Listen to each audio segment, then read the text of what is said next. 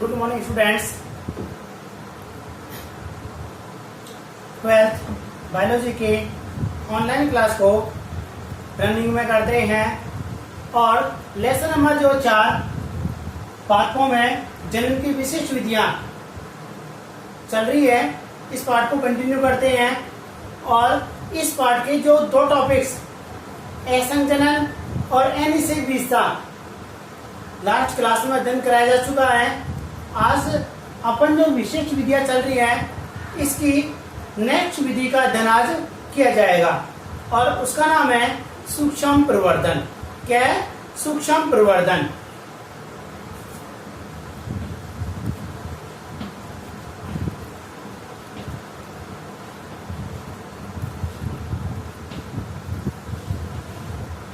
सूक्ष्म प्रवर्धन, देखो नाम से है, सूक्ष्म का मतलब कम मात्रा में, किसी चीज को कम मात्रा में लेकर के उसको प्रवर्धित किया जाए, उसको बढ़ाया जाए, तो वो क्या कहलाता है? सूक्ष्म प्रवर्धन कहलाता है। एक तो वैसे इससे रिलेशन नहीं है, मैं आपको जनरली बता देता हूं। आपने कभी खमीर उत्पन्न किया हो तो अपन क्या करते हैं, एक छोटे से बॉक्स में अपन मटेरियल डाल देते हैं और उसमें खमीर उत्पन्न करने के लिए या तो यीस्ट डालते हैं या फिर अपने पास इनो का उपयोग भी अपन कर सकते हैं। जैसे अपन उसमें डालते हैं, खमीर उत्पन्न होता है ना, तो वो छोटी सी जो मात्रा होती है ना मटेरियल की, वो क्या होती है? बहुत अधिक मात्रा में बढ़ जाती है। जनरली मैं बताऊं, मतलब किसी भी सूक्ष्म चीज का वृद्धि स्तर पर विकास करना, वो क्या कहलाता है? सूक्ष्म प्रवर्धन कहलाता है। प्रवर्धन का होता है बढ़ाना, और सूक्ष्म का मतलब कम मात्रा, किसी चीज की कम मात्रा को बड़े स्तर पर उत्पादन किया जाए तो उसे अपन क्या कहते हैं? सूक्ष्म प्रवर्धन कहते हैं। इसकी सबसे पहले अपन परिभाषा देखें।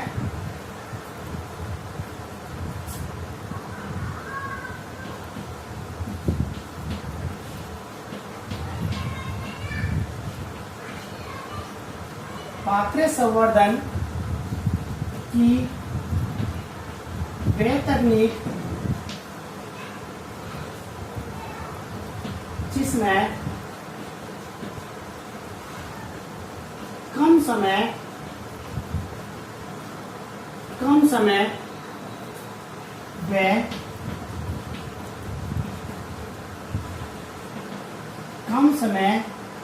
व सीमित स्थान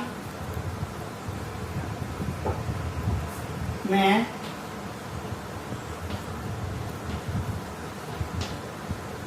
आर्थिक महत्व वाले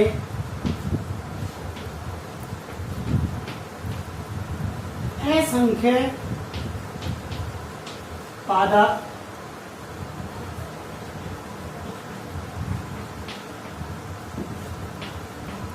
विकसित किए जाते हैं, सूक्ष्म प्रवर्धन कहलाता है।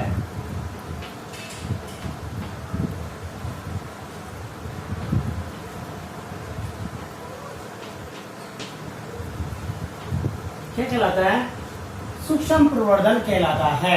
मैंने भी आपसे भी कहा था, कम चीज को अधिक बड़े स्तर पर उत्पादन करना क्या कहलाता है? सूक्ष्म प्रवर्धन कहलाता है। वही लैंग्वेज मैंने आपको परिभाषा के बारे में लिखी है, देख लो। पात्र संवर्धन, अभी मैं बताऊंगा पात्र संवर्धन क्या होता है, सब चीज डिटेल से भी बताएंगे।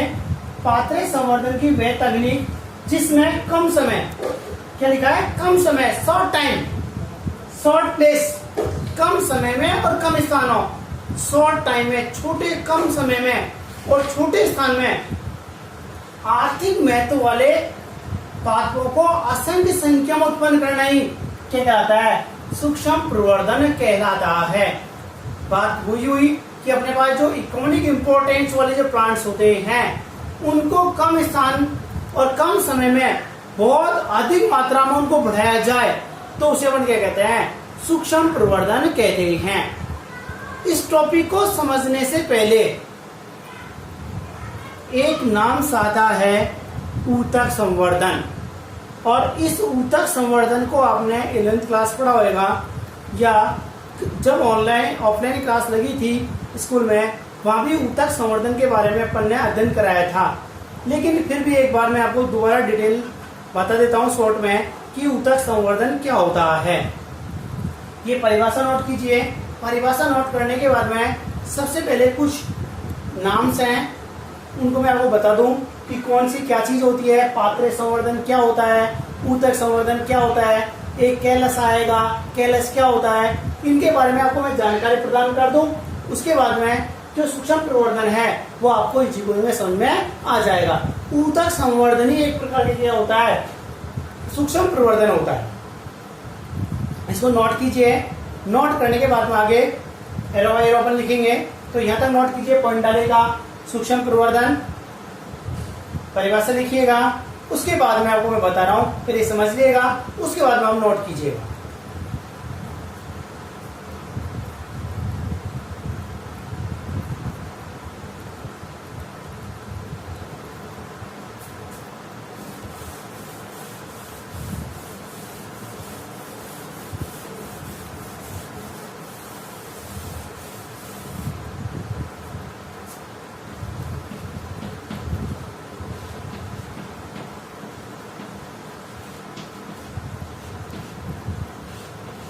इसको बोलते हैं टिश्यू कल्चर। क्या बोलते हैं इसे? ऊतक संवर्धन कहते हैं। ये टिश्यू कल्चर क्या होता है, ऊतक क्या होता है, संवर्धन क्या होता है, इन सबको अपन डिटेल से पढ़ते हैं अभी।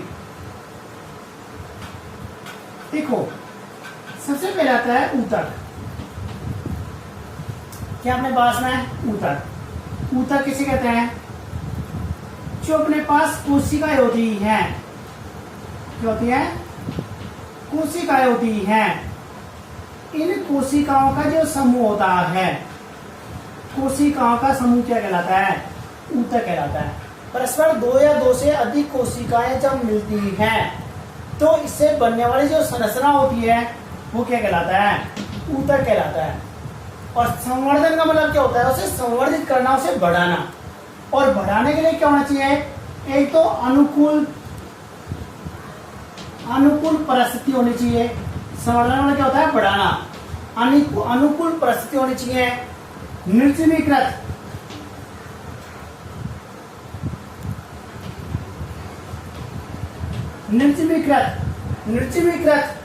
निर्जमीकृत सुना है आपने?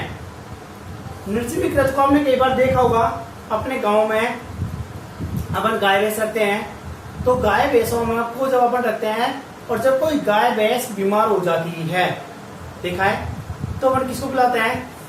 अपन किसी डॉक्टर को बुलाते हैं, राइट। और जैसे डॉक्टर आता है तो अपन से क्या कहता है? एक कटोरी गर्म पानी करके लाओ। कहता नहीं कहता है? कहता है ना कि एक कटोरी गर्म पानी करके लाओ। अपन क्या करते हैं? जल्दी से गए, एक कटोरी गर्म पानी किया और उसको लाके दे दिया। जैसे ही डॉक्टर साहब को मैंने लाके दिया, डॉक्टर साहब अपने बॉक्स में से नीडल निकालता है और नीडल को गर्म पानी में डाल देता है। देखा है ना? जैसे इसको गर्म पानी में डालते हैं तो उस नीडल में कोई भी यदि जीवाणु उसमें प्रेजेंट होएगा तो वो कैसे हो जाता है? वो डेड हो जाता है। और जीवाणु रहित करना ही क्या कहलाता है? निर्जमीकृत कहलाता है। क्या है? निर्जमीकृत क्या होता है? किसी भी चीज को जीवाणु रहित करना क्या कहलाता है? निर्जमीकरण कहलाता है। और इसीलिए गाय भैंसों में इंजेक्शन का उपयोग नहीं किया जाता है। अपने ह्यूमन में आपने कभी भी देखा हो तो हमेशा फ्रेश इंजेक्शन का यूज किया जाता है। क्यों? क्योंकि वो कैसे होते हैं? ऑलरेडी निर्जमीकृत होते हैं। और अपने जब ह्यूमन में उसका निर्जमीकरण किया जाए किसी नीडल का, और बाय चांस कोई रह जाते हैं तो अपने बॉडी में किसी प्रकार की डिजीज भी उत्पन्न कर सकते हैं। इसलिए अपने तो क्या करते हैं कि फ्रेश इंजेक्शन का ही यूज करते हैं। तो ये क्या कहलाता है? निर्जमीकृत। अनुकूल परिस्थिति, अनुकूल परिस्थिति का मतलब क्या होता है? अनुकूल ताप, अनुकूल दाब, पानी, ये सब चीज पादप को विकसित होने के लिए जितना अनुकूल उसको चाहिए, ताप दाब जितना चाहिए वो सब उस पादप को मिल जाता है। तो वो क्या कहलाता है? अनुकूल परिस्थिति कहलाती है। अनुकूल परिस्थिति, निर्जमीकृत, और इसके अलावा यदि अपन इसको नियंत्रित परिस्थिति कहें, अनुकूल परिस्थिति क्या कहें, नियंत्रित परिस्थिति, कंट्रोल स्टेज, जिसमें आप ज्यादा से ज्यादा संवर्धित कर सकें, तो इस प्रकार से ये क्या जो ऊतक संवर्धन क्या है, जो कोशिका होती हैं या कोशिकाओं का जीवद्रव होता है या अंग होते हैं, इनके विशिष्ट भागों को अलग करके और उन्हें अनुकूल परिस्थिति में निर्जमीकृत करके उनको संवर्धित किया जाए, तो वो प्रक्रिया क्या कहलाती है, ऊतक संवर्धन कहलाती है। आगे समझ में, अब मैं आपको बता दूं और छोटा बता देता हूं। ये अपने पास कोई एक ब्रांच है, कोई टुकड़ा है, ये कोई अंग मान लेते हैं, ठीक है। अब सबसे पहले मैं आपको बता दूं, देखो कोशिका में क्या होता है, जीवद्रव। एक कोशिका जंतु में जीवद्रव होता है, क्या होती है, कोशिका। जीवद्रव से किसका निर्माण होता है, कोशिका का। कोशिका से क्या बनता है, ऊतक। ऊतक मिलकर क्या बनाता है, अंग। अंग मिलकर क्या बनाता है, अंग तंत्र। और अंग तंत्र क्या बनाता है, बॉडी शरीर बनाता है, राइट। जीवद्रव, जीवद्रव क्या बनाता है, कोशिका।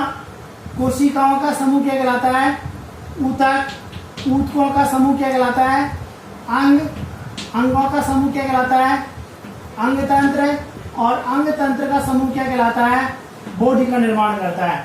ये आपको याद होना चाहिए कि जो एक कोशिकीय जीव होते हैं, उन एक कोशिकीय जीवों में क्या पाया जाता है, जीवद्रव पाया जाता है। ये जीवद्रव एक कोशिकीय जंतु का निर्माण करते हैं। सामान्य जो कोशिका होती है, ये कोशिकाएं मिलकर क्या बनाती है, ऊतक बनाती है। ऊतक मिलकर के अंग बनाता है, अंग मिलकर के अंग तंत्र, और अंग तंत्र मिलकर के शरीर। अब अपन इस ऊतक संवर्धन में किसी भी पार्ट्स का निर्माण कर सकते हैं। देखो, या तो अपन जीवद्रव भी ले सकते हैं, या फिर कोशिका भी ले सकते हैं, या फिर ऊतक भी ले सकते हैं, अंग भी ले सकते हैं, अंग तंत्र भी ले सकते हैं। ऊतक संवर्धन पढ़ रहे हैं तो यहाँ से ऊपर के जो अंग है, अंग तंत्र है, इनका विघटन करके पहले ऊतक बनाया जाएगा, उसके बाद उनका संवर्धन किया जाएगा। इसलिए अपन क्या कह सकते हैं, जीवद्रव, कोशिका, ऊतक या अंग तंत्र के भागों को पृथक करके अनुकूल परिस्थिति में निर्जमीकृत करके उन्हें संवर्धित करना ही क्या कहलाता है, ऊतक संवर्धन कहलाता है। आपको डिटेल से आ जाना चाहिए, ऊतक संवर्धन आपको अच्छी तरह से समझ में आ जाना चाहिए। ऊतक संवर्धन, ऊतक का मतलब कोशिकाओं का समूह, संवर्धन का मतलब उन्हें किसी संवर्धित माध्यम में जिसमें उनकी कोशिकाओं की वृद्धि हो सके, उसे क्या कहते हैं, संवर्धन माध्यम कहते हैं। ये संवर्धन माध्यम एक प्रकार का पोषक माध्यम ही होता है। तो ये पोषक माध्यम में जिस कोशिका को डालते हैं और वो कोशिकाएं वृद्धि कर जाती हैं, तो उसे अपन क्या कहते हैं, ऊतक संवर्धन कहते हैं। तो ये अपने पास क्या कहलाता है, ये ऊतक संवर्धन कहलाता है। क्या कहेंगे ऊतक संवर्धन को, देखो, जब जीवद्रव, कोशिका, ऊतक, अंग या अंग तंत्र होता है, इनके संपूर्ण को भागों को अलग करके उचित संवर्धन माध्यम पर निर्जमीकृत एवं नियंत्रित परिस्थितियों में संवर्धित किया जाता है, तो उसे अपन क्या कहते हैं, ऊतक संवर्धन कहते हैं। ये अब परिभाषा हुई। अब इसको परिभाषा को लिख लेते हैं एक बार, उसके बाद में आगे इस टॉपिक की चर्चा करते हैं।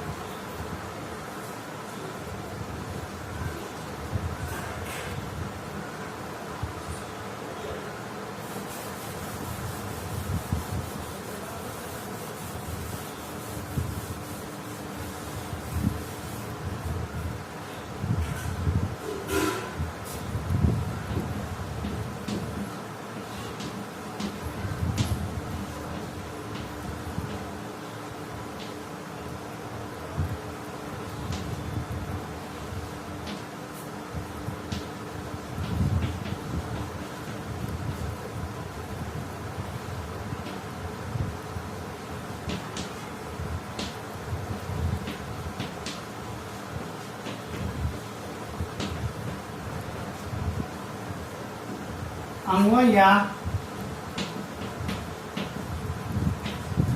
वही चीज लिखी जो मैंने लिखी थी आपको, चाहे जीवद्रव हो, चाहे कोशिका हो, चाहे ऊतक हो, चाहे अंग हो या अंग तंत्र हो, इन्हें अंग तंत्रों को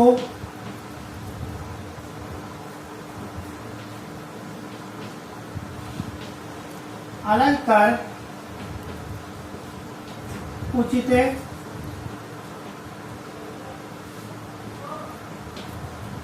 उचित माध्यम में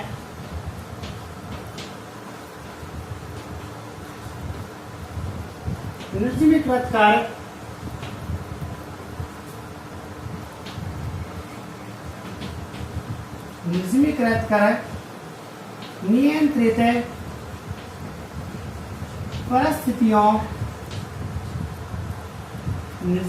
कर नियंत्रित परिस्थितियों में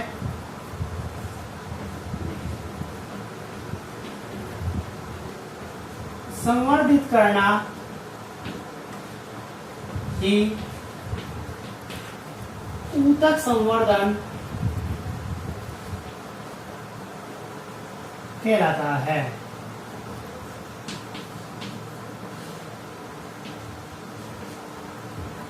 देख लीजिए, मैंने वही लिखा है, पादपों का जीवद्र हो, कोशिका हो, ऊतक हो, अंग हो या अंग तंत्र हो, इनको अलग करके उचित माध्यम में निर्जीवीकृत जीवन रहित कर नियंत्रित परिस्थितियों में संवर्धित करना ही क्या कहलाता है? ऊतक संवर्धन कहलाता है। ये ऊतक संवर्धन की परिभाषा आपके दिमाग में फिक्स रूप से दिमाग में आ जानी चाहिए, बैठ जानी चाहिए कि ऊतक संवर्धन क्या होता है। और जो ये ऊतक संवर्धन होता है, इस ऊतक संवर्धन को किस प्रकार से किया जाता है, ये इसकी परिभाषा हो। ठीक है,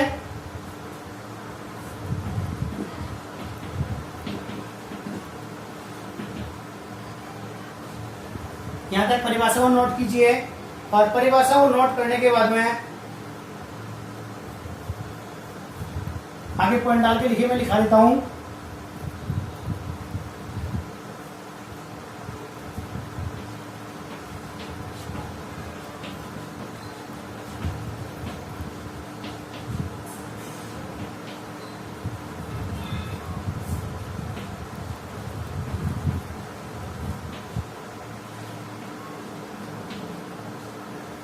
जब कोशिकाओं या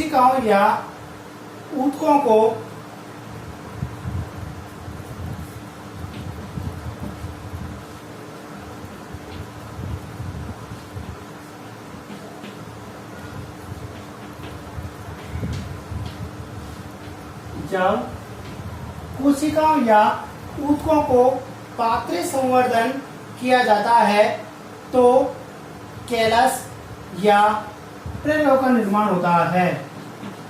तो कैलस या प्रेरकों का निर्माण होता है। कैलस क्या होता है? कैलस का मतलब होता है अविभेदित कोशिकाओं का समूह। जब अपन किसी भी ऊतक को अपन किसी को जिसमें डालते हैं संवर्धन माध्यम में, तो इनकी जो कोशिकाएं होती है ना, ये संवर्धित हो जाती हैं और प्रत्येक कोशिका नए पादप के निर्माण में सहायक होता है।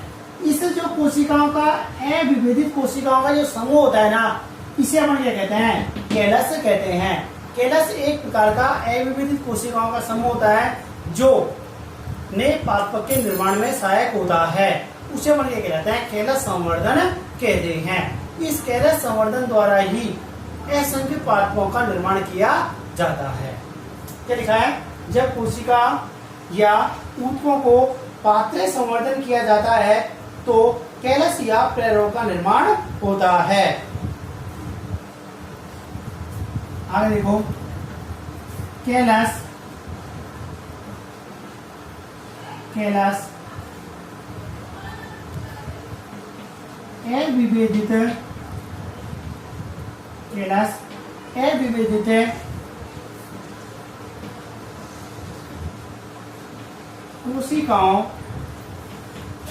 अविभेदित कोशिकाओं का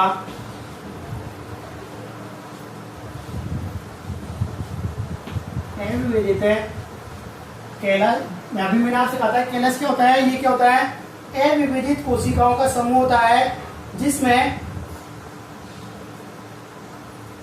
अविभजित कोशिकाओं का समूह होता है जिसमें प्रेरोय व मूल जनन, प्रेरोय व मूल जनन द्वारा नवोद्भिद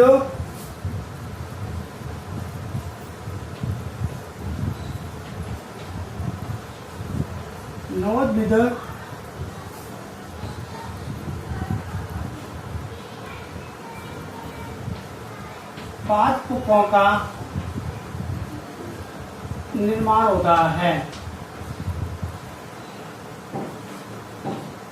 इस लाइन को ध्यान से देख लीजिएगा। मैंने आपसे कहा था कि कैलस क्या होता है, जब अपन ऊतक संवर्धन करते हैं तो जो अविभजित कोशिकाओं का समूह बनता है ना, उसे अपन क्या कहते हैं, ऊतक संवर्धन कहते हैं। और जो ये ऊतक संवर्धन में जो कैलस संवर्धन होता है, तो ये कैलस संवर्धित जो कोशिकाएं होती है ना, ये नवोद्भिद पादपों का निर्माण करते हैं। इन पादपों को अनुकूल परिस्थिति में उगाया जाता है, इसके बाद इन्हें प्राकृतिक आवासों में लगा दिया जाता है। और जब प्राकृतिक आवासों में लगाने के बाद जब विकसित हो जाते हैं तो वही क्या कहलाता है, सूक्ष्म प्रवर्धन कहलाता है। तो कहां से प्रारंभ हुई, ऊतक संवर्धन से सूक्ष्म प्रवर्धन का निर्माण होता है। यहाँ तक नोट कीजिएगा। इसके बाद में आगे मैं लिखूंगा, अभी यह परिभाषा लिखिएगा, परिभाषा के बाद में पॉइंट डालिएगा यहाँ।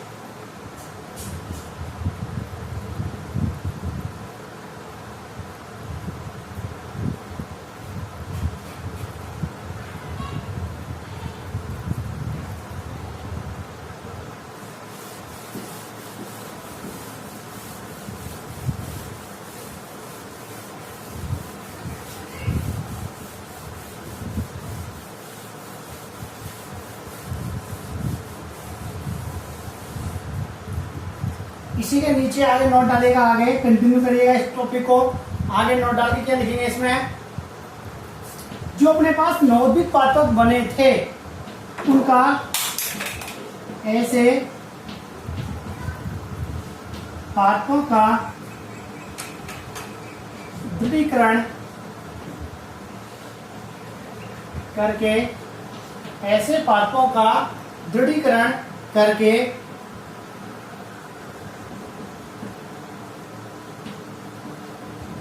वातानुकूल किया जाता है एवं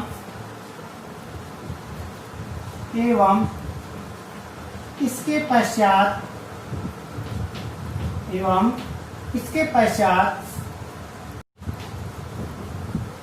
प्राकृतिक आवासों में स्थापित किया जाता है। जो नए पादप बने थे उन नए पादपों को वातानुकूल किया जाता है। वातावरण जो बाह्य वातावरण होता है उस बाह्य वातावरण के अनुकूल किया जाता है। और बाह्य वातावरण के अनुकूल करने के बाद में जब वो अनुकूलित हो जाता है, दृढ़ीकरण का मतलब उनको सहन करने की क्षमता, ताप के प्रति, दाब के प्रति उनको सहन करने की क्षमता उत्पन्न की जाती है। और जब इनमें क्षमता उत्पन्न हो जाती है, इसके बाद इन्हें प्राकृतिक आवासों में स्थापित कर दिया जाता है। जब ये प्राकृतिक आवासों में स्थापित हो जाते हैं तो ये प्राकृतिक वातावरण के प्रति सक्रिय होने लगते हैं। और जब ये वातावरणीय कारक होते हैं, जब ये वातावरणीय कारक इसे पूर्ण रूप से अनुकूलित कर देते हैं, तो इसके बाद में सूक्ष्म प्रवर्धन क्रिया अपनाई जाती है। इसके बाद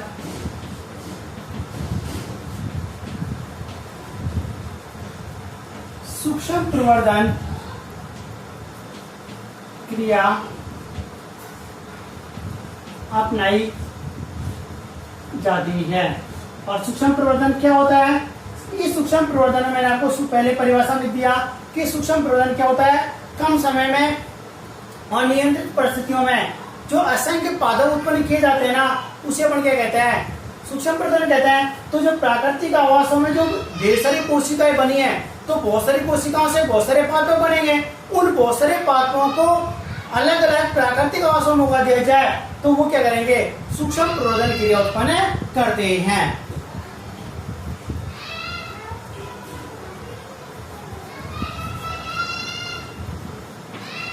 इस तकनीक द्वारा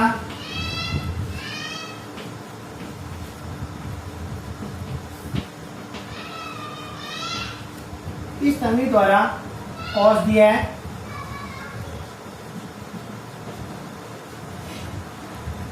व्यावसायिक पादप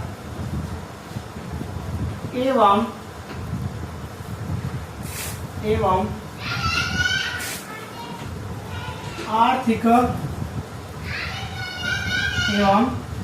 आर्थिक महत्व दर्शाने वाले जो प्लांट्स होते हैं, आर्थिक महत्व वाले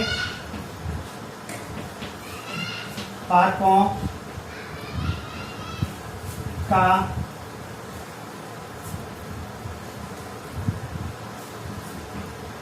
वृहद स्तर पर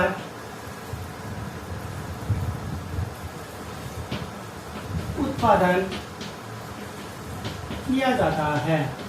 मतलब इन जो प्लांट्स होते हैं, इन पादपों को बड़े स्तर पर इनको उगाया जाता है, इन्हें विकसित किए जाते हैं।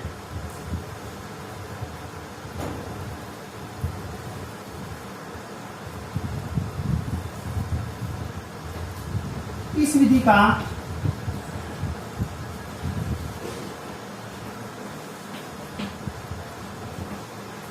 सर्वाधिक उपयोग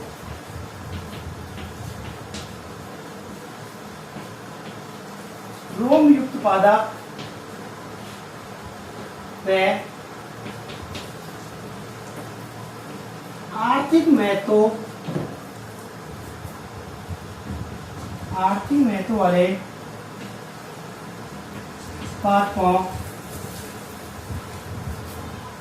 पादपों में किया जाता है। जो इकोनॉमिक इंपॉर्टेंस वाले जो प्लांट्स होते हैं, उनका उत्पादन अपन बड़े स्तर पर करेंगे तो उनसे प्रोडक्शन भी बढ़ेगा, और प्रोडक्शन बढ़ेगा तो अपने पास सीधी सी बात है इनकम ज़्यादा होगी, और अपने पास जब इनकम ज़्यादा होती है तो अपने पास प्रॉफिट भी ज़्यादा होगा। इसलिए क्या होता है, जो आर्थिक महत्व वाले प्लांट्स होते हैं, इन आर्थिक महत्व वाले पादपों को ज़्यादा उगाया जा सकता है।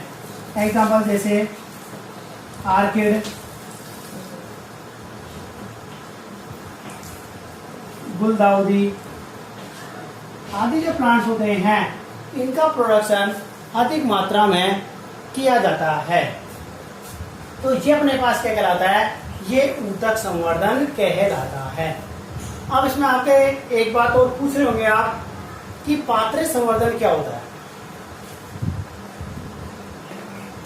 जब इन कोशिकाओं को या ऊतकों को किसी पोषक माध्यम में, पात्र में लेकर के किसी पोषक माध्यम में उनको विकसित किया जाता है, तो उसे अपन क्या कहते हैं, पात्र संवर्धन कहते हैं। तो ये आपके पास क्या था, ऊतक संवर्धन। ऊतक संवर्धन की परिभाषा, उसके बाद में सूक्ष्म परिवर्तन लिया था। सूक्ष्म परिवर्तन के बाद में जो व्यवसायिक क्या महत्व है, तो आप इनका ये सूक्ष्म परिवर्तन आपसे महत्व पूछे तो इनको अपन महत्व में भी लिख सकते हैं। आपसे पूछे कि सूक्ष्म परिवर्तन किसे कहते हैं, सूक्ष्म परिवर्तन का महत्व बताइए, तो आप क्या लिख सकते हैं, ये लिख सकते हैं कि इस तकनीक द्वारा औषधीय व्यावसायिक आर्थिक पादपों का वृहद स्तर पर उत्पादन किया जाता है, या इस विधि का सर्वाधिक उपयोग रोमयुक्त पादपों एवं आर्थिक महत्व वाले पादपों में किया जाता है। इन दोनों को अपन आर्थिक महत्व के रूप में भी अपन इसको लिख सकते हैं। ये अपने पास टॉपिक हुआ ऊतक संवर्धन, इसको नोट कीजिए। इसके बाद में अपन नेक्स्ट टॉपिक पढ़ेंगे अभी बहुभ्रूणता, इसको नोट कीजिएगा।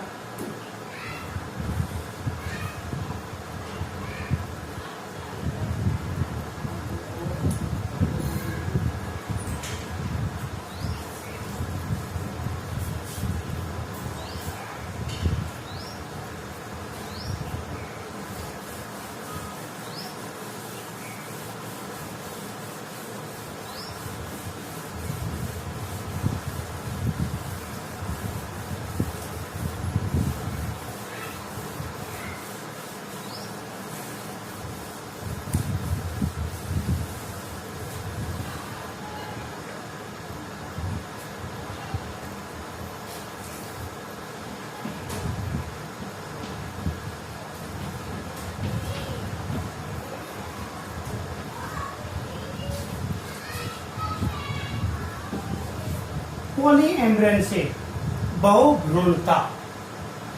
देखो नाम से पता चल रहा है, बहु का मतलब अनेक, भ्रूणता का मतलब भ्रूण। किसमें? जब बीज में, किसमें? बीज में अनेक भ्रूण पाए जाते हैं तो उसे अपन क्या कहते हैं? बहुभ्रूणता कहते हैं। मतलब बीज में एक से अधिक भ्रूणों की उपस्थिति को ही क्या कहते हैं? बहुभ्रूणता कहते हैं। जो बहुभ्रूणता अपन कह रहे हैं, ये बहुभ्रूणता क्या होती है कि जनरली जो जिम्नोस्पर्म प्लांट्स होते हैं, इन जिम्नोस्पर्म प्लांट्स में तो इस बहुभ्रूणता को आसानी से देखा जा सकता है, लेकिन अपने पास जो एंजियोस्पर्म प्लांट्स होते हैं ना, एंजियोस्पर्म के कुछ स्पेशली प्लांट्स होते हैं, उनमें बहुभ्रूणता होती है। बहुभ्रूणता दर्शाने वाले जो प्लांट्स होते हैं ना, इनके बीजों में प्रारंभिक अवस्था में बहुभ्रूणता उत्पन्न हो जाती है, लेकिन जैसे जैसे बीजों का परिपक्वन होता है वैसे वैसे ये बहुभ्रूणता भी समाप्त हो सकती है। इसलिए क्या होता है, प्रारंभिक अवस्था में बीज बहुभ्रूण हो सकते हैं, लेकिन परिपक्वन के साथ में ये समाप्त भी हो सकते हैं। अपन को तो बस दिमाग में ये रखना है, बीज में एक से अधिक जो भ्रूण पाए जाते हैं, बीज में एक से अधिक भ्रूणों की प्रेजेंस होती है, इसे अपन क्या कहते हैं? बहुभ्रूणता कहते हैं। सबसे पहले एंटन वॉन ल्यूवेनहॉक नामक वैज्ञानिक था, इसने सबसे पहले जो संतरा का बीज था, उस संतरा के बीजों में सबसे पहले बहुभ्रूणता को देखा था। फिर उसके बारे में अध्ययन किया और अध्ययन करने के बारे में अन्य पाठों में इस प्रकार की बहुभ्रूणता को और देखा गया। ये किस प्रकार से उत्पन्न होती है, बहुभ्रूणता का किस प्रकार से वर्गीकरण करना है, एंजियोस्पर्म पादपों में उत्पन्न होने के कुछ कारण हैं, इन सब का अध्ययन अपन आगे डिटेल से करेंगे। सबसे पहले इसकी परिभाषा अपन लिखते हैं। पहले डालिए, नोट डालिए परिभाषा।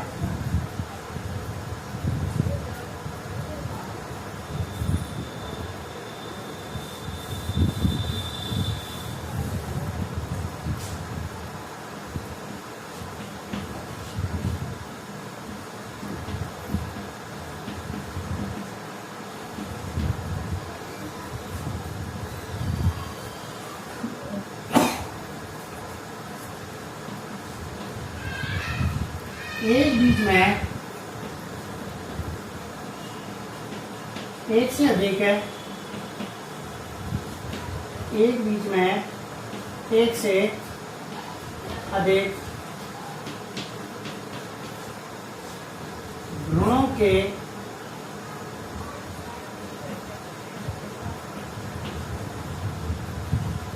विकसित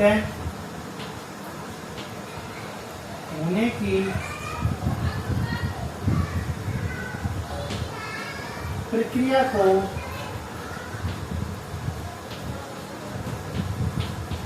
बहुभ्रूणता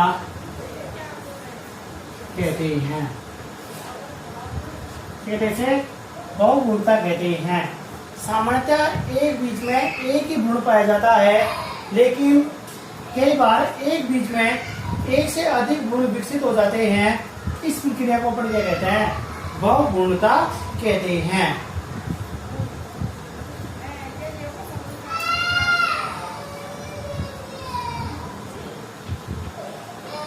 ये तो इसकी परिभाषा हुई। तो इसके बारे में अध्ययन करें।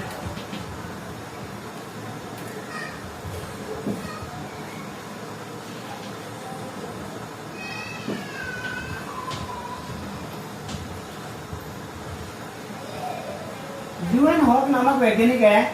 इस ल्यूवेनहॉक नामक वैज्ञानिक ने 1719 में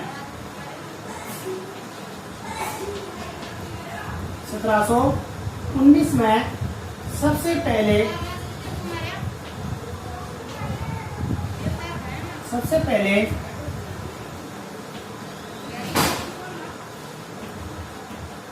संतरा के बीजों में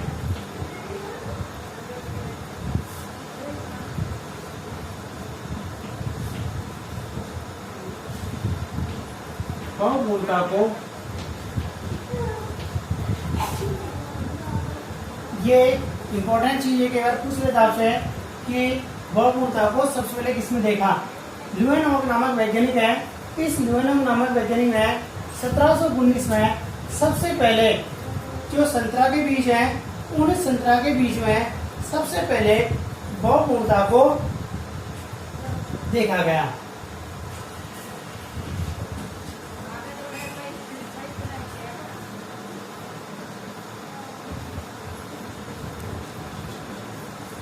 जिम्नोस्पर्म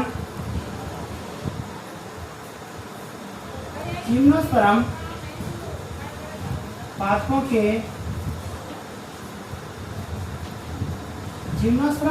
के बीजों में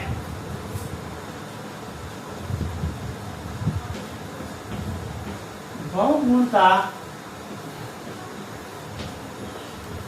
पाया जाना एक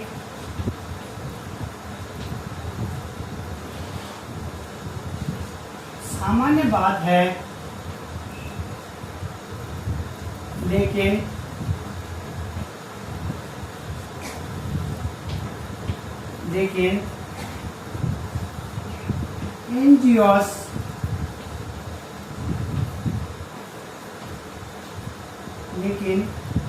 एंजियोस्पर्म पादपों के कुछ वंशों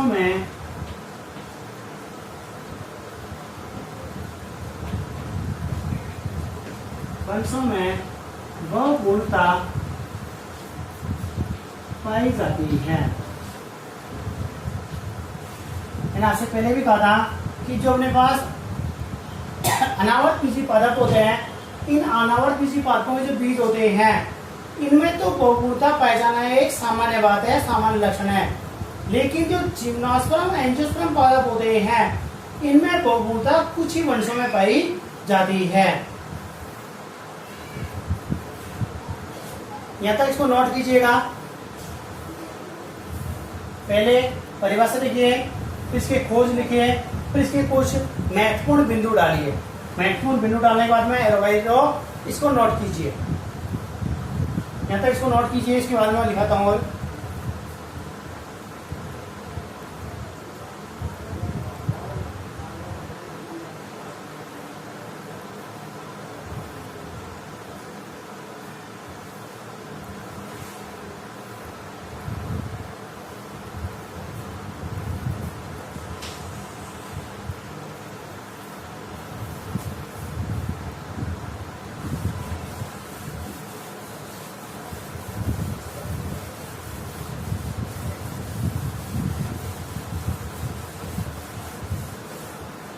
आगे नोट डाल के लिखिएगा।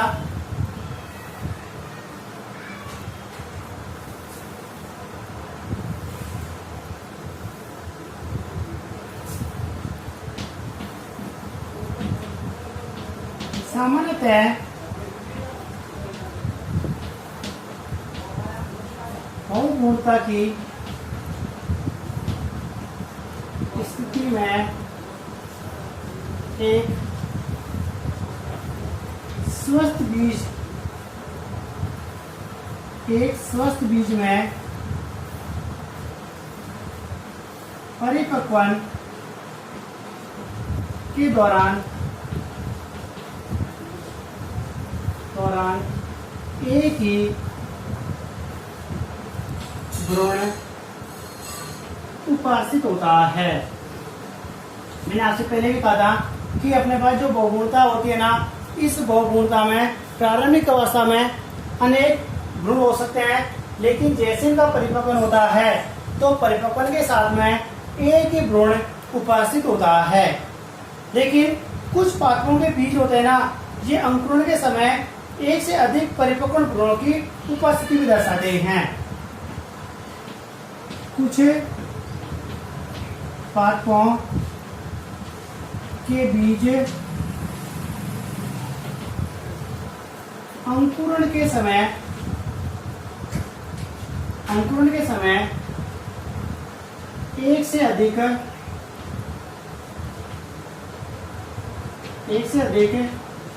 भ्रूणों की उपस्थिति दर्शाते हैं। कुल मिला के ये कह सकते हैं कि कुछ पादपों में तो जैसे ही परिपक्वन होता है उनके भ्रूण नष्ट हो जाते हैं, लेकिन कुछ पादप ऐसे भी होते हैं जिनमें परिपक्वन के साथ में वो भ्रूण नष्ट नहीं होते हैं, वो अंकुरण के समय भी एक से अधिक भ्रूण उपस्थित होते हैं।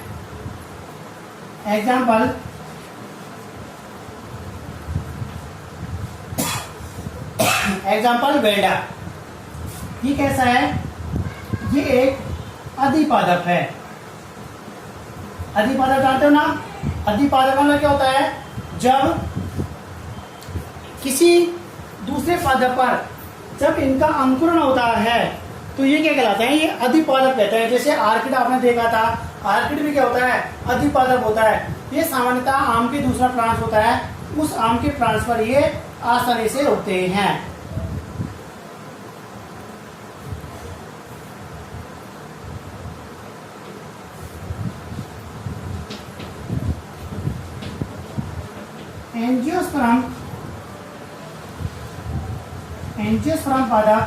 एंजियोस्पर्म पादप कौन से? आवर्तबीजी जो पादप होते हैं, आवर्तबीजी पादपों के बीजों में सामान्यतया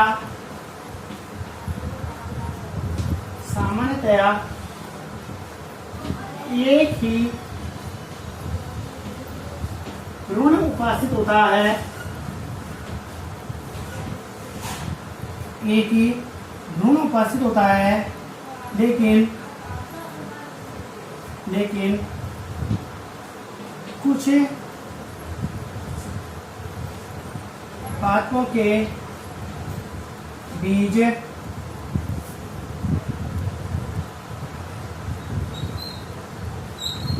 बहुभ्रूणता दर्शाते हैं। ये आपको इंपॉर्टेंट एग्जाम्पल ध्यान रखने हैं कि जनरली जो एंजियोस्पर्म पादप होते हैं, इन एंजियोस्पर्म पादपों के बीजों में एक ही भ्रूण होता है, लेकिन कुछ प्लांट्स हैं जिनमें बहुभ्रूणता पाई जाती है। नींबू है, जामुन है, प्याज है, तंबाकू है।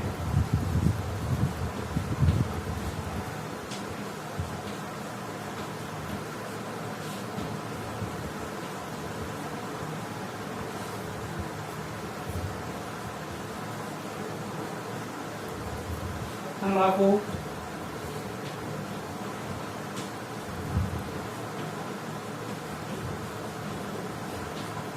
इन पादपों में भी बहुभ्रूणता को देखा गया है। ये जो प्लांट्स होते हैं इनमें बहुभ्रूणता पाई जाती है। तंबाकू है, प्याज है, जामुन है, इनमें क्या पाई जाती है? बहुभ्रूणता पाई जाती है। ये अपने पास बहुभ्रूणता से संबंधित कुछ पॉइंट्स हैं। सबसे पहले अपन ने बहुभ्रूणता की परिभाषा लिखी, इसके बाद में अपन ने ये कहा था कि जिम्नोस्पर्म पादपों में बहुभ्रूणता पाए जाना एक सामान्य बात है, जबकि एंजियोस्पर्म जो प्लांट्स होते हैं, इन एंजियोस्पर्म पादपों के कुछ बीज होते हैं उनमें बहुभ्रूणता पाई जाती है। आपको ये ध्यान रखना है, जनरली सबसे पहले एंटनी वॉन ल्यूवेनहॉक नामक वैज्ञानिक था, उसने 1719 में सबसे पहले संतरा के बीज हैं, उन संतरा के बीजों में बहुभ्रूणता को देखा गया। एंजियोस्पर्म जो प्लांट्स होते हैं जैसे जामुन है, नींबू है, प्याज है, तंबाकू है, क्रोटेलेरिया है, ये कुछ प्लांट्स ऐसे होते हैं जिनमें बहुभ्रूणता पाई जाती है। जबकि जिम्नोस्पर्म के बीज जनरली सामान्यतः कैसे होते हैं? ये बहुभ्रूणता वाले होते हैं।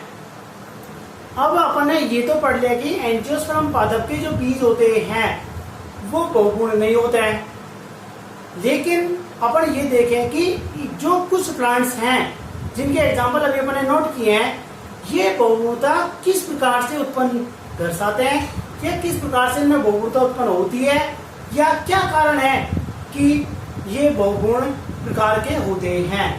इनके जो कारण हैं, इनके कारणों का पता कल की ऑनलाइन क्लास में लगाया जाएगा, और जो इनका जो वर्गीकरण है बहुगुणता का, वो भी कल आपकी ऑनलाइन क्लास में आपको बताया जाएगा।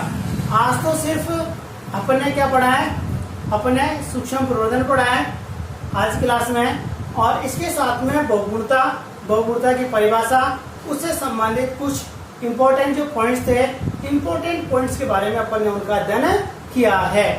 कल की ऑनलाइन क्लास में जहां तक है ये लेसन नंबर 4 कंप्लीट हो जाएगा, और लेसन नंबर 4 कंप्लीट होते ही एक यूनिट कंप्लीट हो जाती है।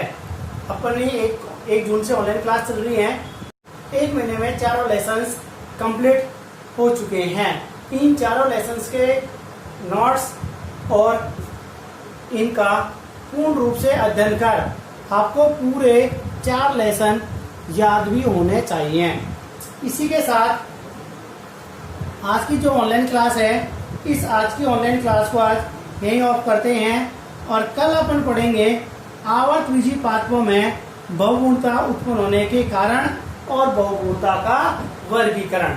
ये दोनों टॉपिक्स कल अध्ययन करेंगे।